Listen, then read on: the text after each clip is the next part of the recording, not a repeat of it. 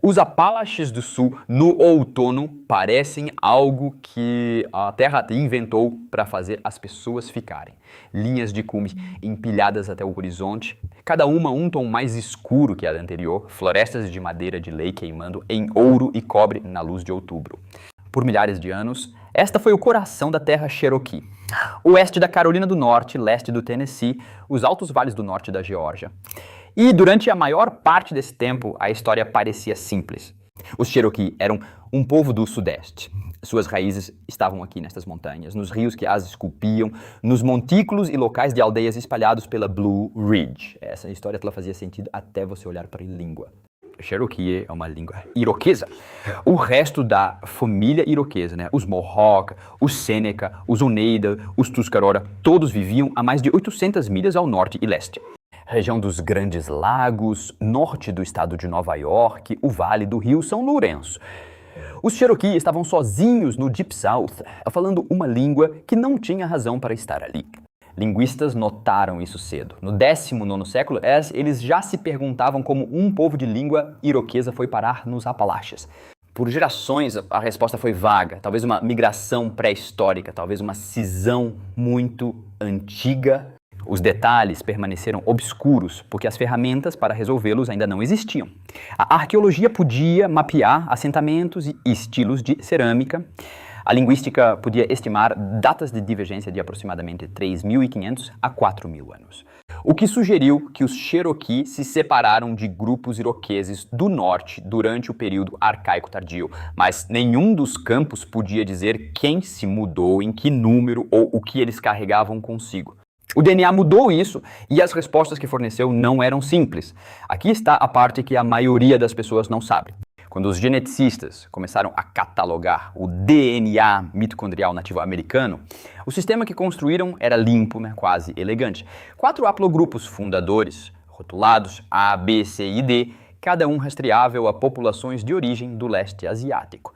Cada um consistente com uma travessia da ponte terrestre de Beringia durante a última Idade do Gelo. Aproximadamente 97% de todas as linhagens maternas nativas americanas se encaixam nessas 4 caixas. O modelo funcionou, artigos foram publicados, livros didáticos foram impressos. Então, os 3% restantes começaram a causar problemas. Uma 5ª linhagem continuava a aparecer, o haplogrupo X. E o haplogrupo X não se comportava como os outros 4. Os haplogrupos A a D todos têm paralelos claros em populações do leste asiático. Isso é o que se esperaria se cada linhagem fundadora tivesse cruzado Beringia vinda da Sibéria. Mas o haplogrupo X, a versão nativa americana, não está concentrado no leste asiático. Seus parentes mais próximos estão na Europa e na Ásia Ocidental, o Oriente Médio, o Cáucaso. Populações que não têm nada a ver com a travessia de Beringia, pelo menos não no modelo tradicional. Preciso ter cuidado aqui, porque é exatamente aqui que a história é sequestrada. A cada poucos anos, alguém tenta usar o haplogrupo X para argumentar que os nativos americanos são realmente europeus, ou que antigos israelitas colonizaram as Américas, ou alguma outra fantasia pseudocientífica projetada para minar a identidade indígena. Nada disso é o que os dados mostram. Quero ser muito claro sobre isso. Mas o que os dados realmente mostram é mais interessante e mais complicado. Em 1999, 2 equipes publicaram estudos marcantes quase simultaneamente. Michael Brown e colegas da Universidade Emory e a equipe de David Glenn Smith na Universidade da Califórnia, Davis. Ambos os grupos estavam rastreando o haplogrupo X em populações nativas americanas e ambos chegaram à mesma conclusão. A linhagem X nativa americana, designada Xixtla, é real. Não é contaminação europeia, não é mistura da era colonial. Divergiu da sua contraparte euroasiática há pelo menos 15.000 anos, provavelmente mais. Essa data importa enormemente. Significa que o haplogrupo X já era uma linhagem distinta antes de qualquer um pisar nas Américas. Chegou com os fundadores. Mas aqui está a parte que se conecta de volta ao Cherokee. Quando a equipa de Smith mapeou a distribuição do haplogrupo X pelas populações nativas norte-americanas, o padrão foi impressionante. Não estava espalhado uniformemente. Concentrava-se fortemente na região dos Grandes Lagos entre os povos de língua algonquina e iroquesa, os Ojibwe, os Sioux, os Novos Charnelt. e apareceu em frequências mais baixas, mas notáveis nas populações Cherokee, a mesma pegada geográfica que a língua apontava. Se você é o tipo de pessoa que presta atenção quando duas linhas de evidência completamente independentes convergem para a mesma resposta, é aqui que você deve ficar atento, porque os Cherokee não deveriam estar geneticamente conectados aos Grandes Lagos, eles deveriam ser Apalaches locais do Sudeste. Se a ideia de que uma única linhagem genética poderia reescrever uma história de imigração soa como algo que você quer seguir, este é o canal para isso. Este é o canal para isso. Vamos onde a evidência nos leva, mesmo quando fica desconfortável. 3 anos depois desses estudos do haplogrupo X, um jovem pesquisador chamado Ripan Malhi, na Universidade da Califórnia, Davis, estava fazendo algo que ninguém havia tentado nesta escala. Ele e os seus colegas estavam a reunir dados de DNA mitocondrial de todo o continente. Não apenas de uma tribo ou uma região, mas de dezenas de populações que se estendem do Ártico à costa do Golfo. 1.612 amostras de DNA mitocondrial de nativos norte-americanos. 395 sequências completas do segmento hipervariável, cada uma um fio numa tapeçaria genética que levou milhares de anos para ser tecida, foi o maior conjunto de dados que alguém havia reunido na época. E quando a equipe realizou análises de autocorrelação espacial, putando as frequências dos haplogrupos contra a geografia, o continente organizou-se em 3 clusters distintos. As populações do haplogrupo A experimentaram expansões pré-históricas no Ártico Norte. As populações do haplogrupo B expandiram-se no Sudoeste. E as populações do haplogrupo X, a anômala quinta linhagem, expandiram-se em torno dos Grandes Lagos. Imagine esse resultado a aparecer num ecrã. Um mapa da América do Norte com pontos coloridos a marcar as concentrações de haplogrupos. Os Grandes Lagos a iluminar-se para o haplogrupo X. Agora sobreponha um segundo mapa mostrando a distribuição conhecida das línguas iroquesas antes do contacto europeu. A sobreposição não é aproximada, é precisa. Na verdade, espere. Deixe-me voltar aqui, porque eu pulei algo importante. A razão pela qual o haplogrupo X é importante para as origens Cherokee não é apenas que os Cherokee o carregam, é que a distribuição de X se sobrepõe precisamente à região onde os linguistas localizam o proto-iroquês. Antes de os Cherokee se separarem, os Grandes Lagos, o corredor nordeste, o próprio território que as tradições orais Cherokee descrevem como a sua terra natal antes de migrarem para o sul. Antes de migrarem para o sul, este não é apenas um ponto de dados a alinhar-se.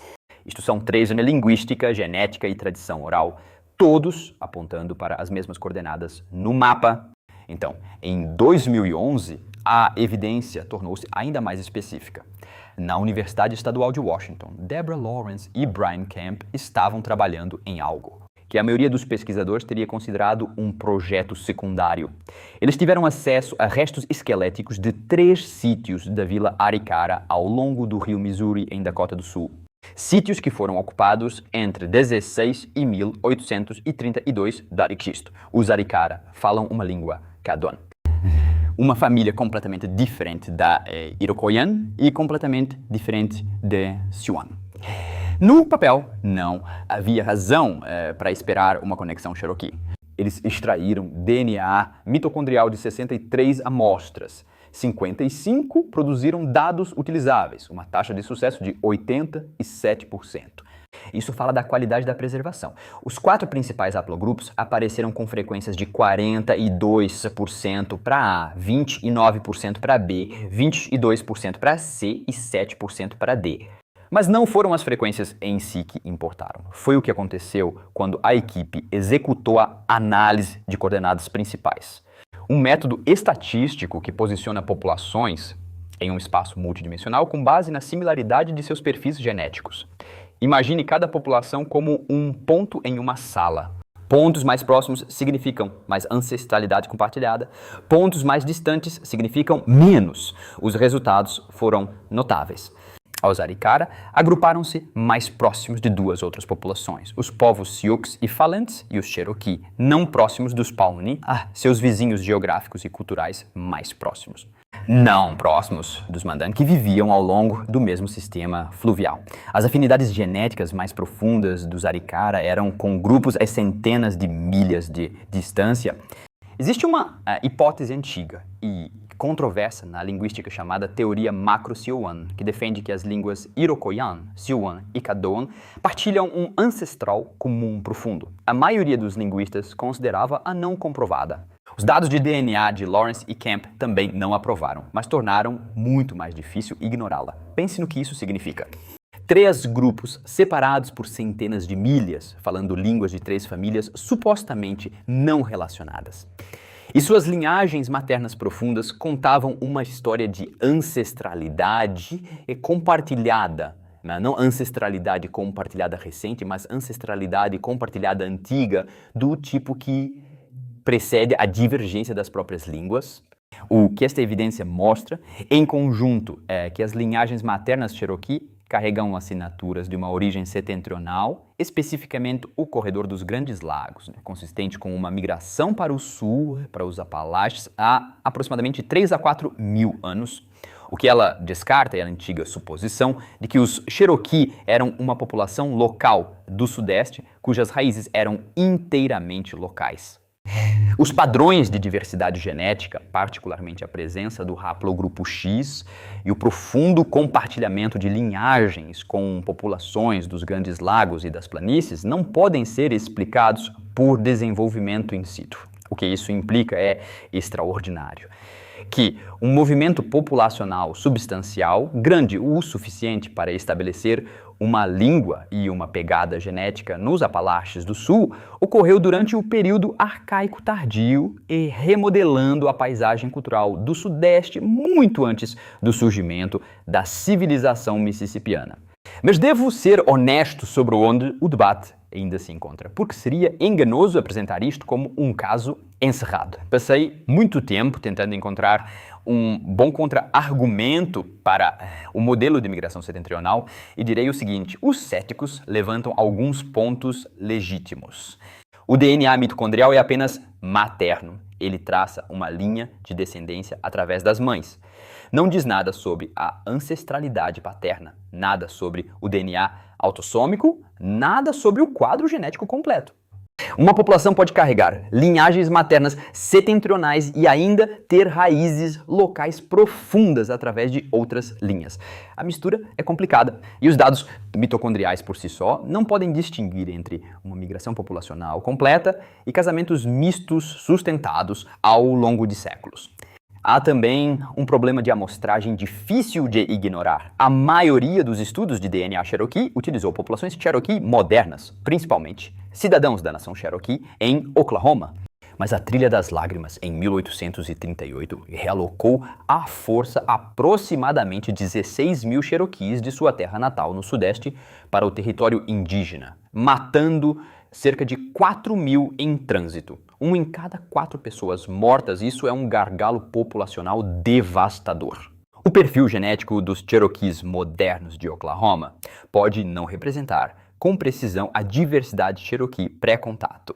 Pode superrepresentar certas linhagens e subrepresentar outras puramente pela aleatoriedade de quem sobreviveu. E sim, eu sei que isso soa como uma tecnicalidade, mas em genética populacional os gargalos remodelam tudo. Uma linhagem que era rara antes da Trilha das Lágrimas poderia parecer comum depois dela, simplesmente porque seus portadores sobreviveram por acaso. Uma linhagem que era comum poderia desaparecer. Reescrevi esta seção 3 vezes, porque as evidências realmente apontam em 2 direções. O gargalo é real e complica os dados, mas não apaga o sinal, apenas o torna mais ruidoso. A banda oriental de índios Cherokee na Carolina do Norte, descendentes daqueles que evitaram a remoção, oferece uma janela genética diferente, mas essa população é pequena e essa amostragem tem sido limitada. É aqui que a história se torna genuinamente frustrante, porque as evidências de que precisamos DNA antigo de sítios arqueológicos Cherokee pré-contato mal existem. A tecnologia está lá. Pesquisadores extraíram e sequenciaram DNA antigo de restos mortais em todas as Américas, incluindo a criança Anzique de 12.600 anos em Montana, cujo genoma confirmou que os primeiros americanos são ancestrais de todos os grupos nativos vivos. Mas o trabalho com DNA antigo na terra natal Cherokee requer algo que nenhuma tecnologia pode fornecer por si só. Requer confiança. As comunidades indígenas em toda a América do Norte têm razões históricas legítimas e profundas para desconfiar da pesquisa genética. Décadas de estudos foram conduzidos sem consentimento informado, amostras foram retiradas de restos ancestrais sem permissão da comunidade e resultados foram publicados que contradiziam crenças culturais ou foram usados como arma para contestar reivindicações de terras. A nação Cherokee, juntamente com muitas nações tribais, agora mantém protocolos rigorosos em torno da pesquisa genética envolvendo seus cidadãos e seus ancestrais. Qualquer estudo de DNA antigo na terra natal Cherokee deve ser conduzido em parceria genuína com a nação tribal. Várias dessas parcerias estão supostamente em desenvolvimento. A tecnologia para resolver se os Cherokees chegaram aos Apalaches em uma única grande migração ou através de um processo gradual de séculos e se as interações culturais mississippianas remodelaram a diversidade genética Cherokee. As plataformas de sequenciamento podem extrair DNA utilizável de restos mortais com milhares de anos. Os modelos estatísticos podem distinguir migração de mistura. A resposta está ao alcance. E esta é uma nota lateral, mas vale a pena mencionar porque se conecta a algo maior. A explosão de testes de DNA comerciais na última década inundou a conversa pública com mal-entendidos sobre a genética Cherokee. Milhões de americanos reivindicaram a ascendência Cherokee com base em resultados de testes de consumo que, na verdade, não funcionam dessa forma. Esses kits estimam porcentagens de ascendência regional comparando seu DNA com painéis de referência. E os painéis de referência para populações nativas americanas são notoriamente escassos. Um teste de consumo não pode dizer se você é Cherokee, mal pode dizer se você é nativo americano. A ciência real, o trabalho sendo feito em parceria com nações tribais, usando amostragem controlada e protocolos de DNA antigo, opera em um nível de rigor inteiramente diferente. E é essa ciência, não os kits de consumo, que está reescrevendo a história de origem Cherokee. Neste momento, em algum lugar nos Apalaches do Sul, existem sítios arqueológicos silenciosamente sob camadas de solo florestal.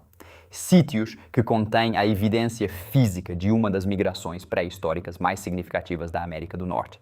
E em algum lugar, em laboratórios e escritórios de conselhos tribais, conversas estão acontecendo sobre si e como ler essa evidência.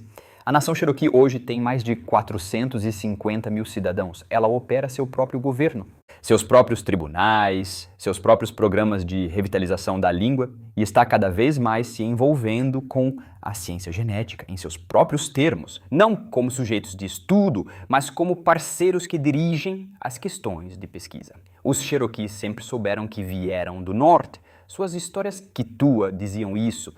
A ciência ocidental levou 3.500 anos de quebra-cabeças linguísticos, 2 décadas de mapeamento mitocondrial e a invenção da extração de DNA antigo para chegar à mesma conclusão. A questão agora não é de onde eles vieram, é como foi a jornada. E, pela primeira vez, as pessoas cujos ancestrais fizeram essa jornada estão ajudando a liderar a busca.